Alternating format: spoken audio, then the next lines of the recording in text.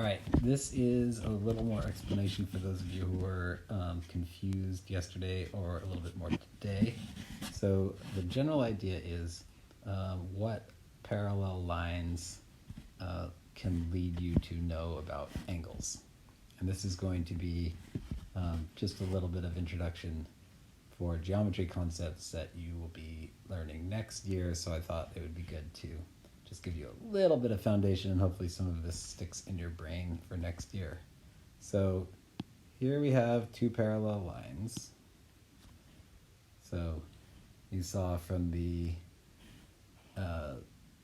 CPM, hopefully, that when you put these symbols there, that shows that they are parallel.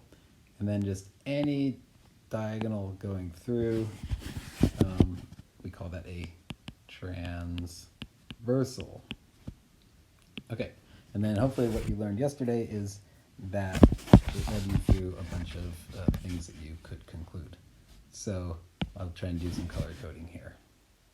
The blue angle here and the blue angle here are said to be corresponding angles. Corresponding because they are in the same relative position of a parallel line and the transversal. They're both if you think of that as each intersection there has kind of four parts. It's like the top right part of the intersection. They correspond. So corresponding angles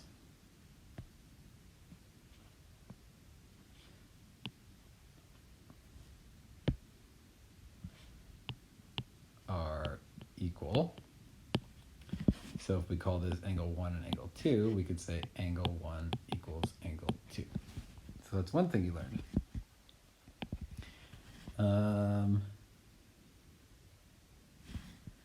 Let's see, I'm just looking at the CPM book. And some of this is going to be what you're going to learn today, and some of it is what you're going to learn, or what you learned yesterday. Okay, and so then you also have something called alternate interior angles. So alternate interior angles, so here we have exterior, sorry, that's getting cut off, and here we have interior, so outside of the parallel lines or inside of the parallel lines. And if you have alternate interior, alternate means opposite sides, so like the green and the green. Angle 2 is already named, so we're going to name this one angle 3. Alternate interior angles are equal.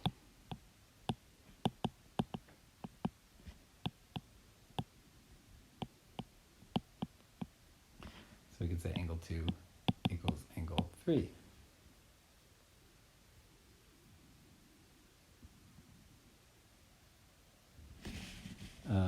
You have same side interior angles, so let's add a 4 there.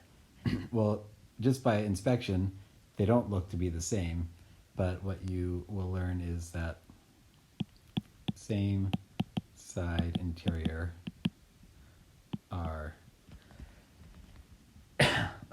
what's called supplementary,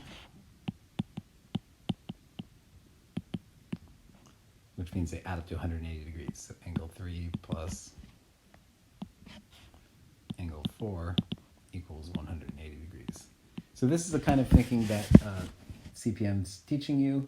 Definitely go through and read through again the methods and meaning math notes, where it gives you all this vocabulary that I just used. I know it was a little bit overwhelming at first, but as you go through it, it should start to make hopefully a little bit more sense. And I hope this explanation got you on the right track for thinking.